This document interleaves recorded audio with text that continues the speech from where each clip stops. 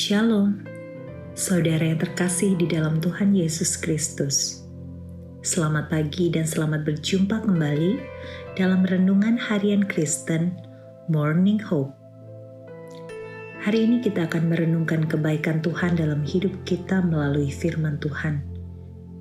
Kiranya firman Tuhan menjadi kekuatan kita sebelum memulai segala kegiatan kita di sepanjang hari ini. Sebelum kita merenungkan kebenaran firman Tuhan, mari kita berdoa. Bapa kami yang di surga, Bapa yang kami sembah di dalam nama Yesus Kristus, kami mengucap syukur atas pemeliharaan Tuhan sepanjang istirahat malam kami. Dan sebelum kami memulai hari yang baru ini, kami mau merenungkan firman Tuhan. Kiranya Tuhan yang memimpin kami, agar kami semakin mengerti firman-Mu dan dapat melakukannya dalam kehidupan kami hari ini.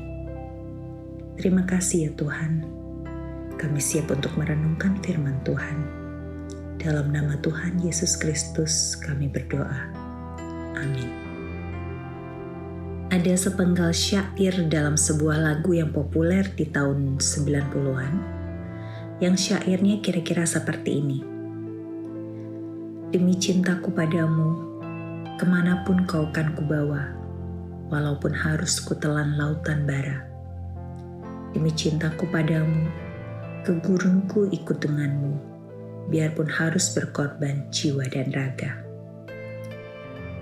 Apa yang tertulis di dalam syair lagu tersebut hanya sebuah perkataan atau ungkapan yang tertulis belaka, karena pada kenyataannya banyak perkataan seperti itu yang tidak sesuai dengan perbuatannya. Katanya, demi cinta mau diajak kemanapun, tapi tidak datang berkunjung di malam minggu hanya karena hujan.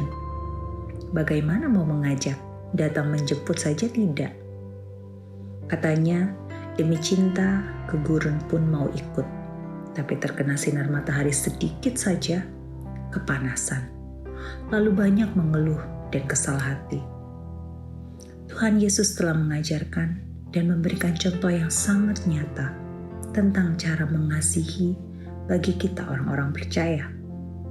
Dia mengasihi kita dengan memberikan kita contoh melalui perbuatan-perbuatannya semasa turun ke dunia.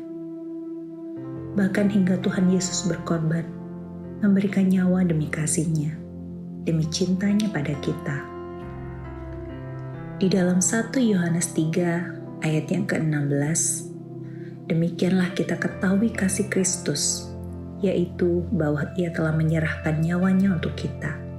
Jadi kita pun wajib menyerahkan nyawa kita untuk saudara-saudara kita. Di sini ditekankan bahwa kita wajib menyerahkan nyawa untuk saudara-saudara kita. Kita wajib berkorban jiwa dan raga demi sebuah kasih di antara sesama saudara melalui tindakan. Apa yang kita rasakan jika melihat saudara kita yang kekurangan? Merasa iba? Kasihan? Dan bagaimana jika keadaannya dibalik? Menjadi kita yang kekurangan? Bukankah kita yang membutuhkan bantuan atau pertolongan, dan bukan hanya sekedar ucapan perasaan iba? Bagaimana kita bisa berkata kita mengasihi saudara, tetapi untuk melihat keadaan atau mendengar keluh kesahnya saudara kita yang kekurangan saja kita enggan? Bagaimana kita bisa berkata kita mengasihi saudara kita, sedangkan di dalam keterpurukan mereka kita menutup pintu rapat-rapat?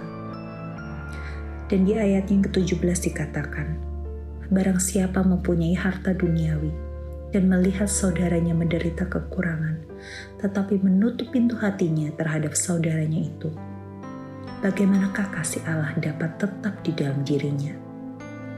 Jelas di sini, orang yang memiliki harta lebih dan orang tersebut tidak mempedulikan saudaranya yang menderita kekurangan, kasih Allah akan meninggalkan dirinya.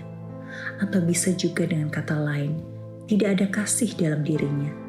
Berarti tidak ada Allah dalam dirinya, sebab Allah sendiri adalah kasih.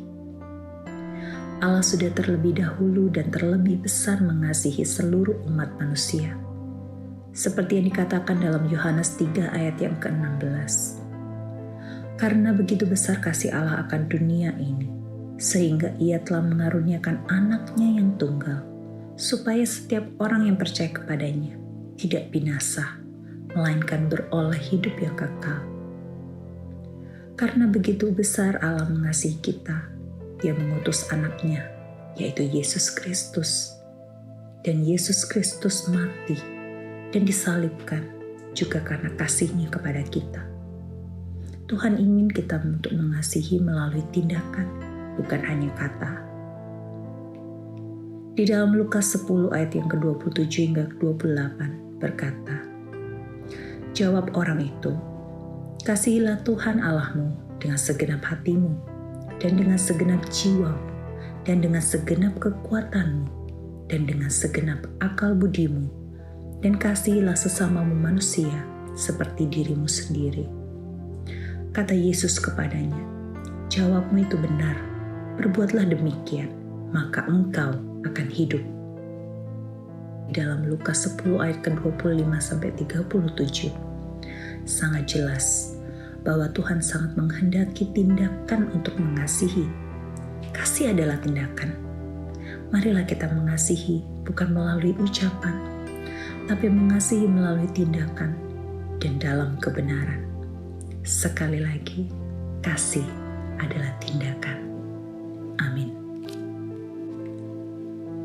Tuhan pencipta alam semesta, Bapa yang berkuasa atas seluruh jagat raya, puji dan sembah serta syukur kami hanya kepadamu Tuhan. Terima kasih atas segala penyertaan dan rancangan yang Engkau tetapkan bagi kami dari awal hingga pada saat ini. Bentuklah kami seturut dengan keinginan-Mu, dan kiranya tetaplah Roh Kudus yang memimpin kami di hari yang akan kami jalani. Dan kiranya tetaplah Engkau mengajari kami, agar kami selalu percaya dan mengandalkan Engkau. Inilah kami Bapa, dengan segala kerendahan hati dan pengharapan padamu. Kami panjatkan doa dan permohonan kami ini di dalam nama Yesus Kristus. Amin. Demikian renungan kita pada hari ini.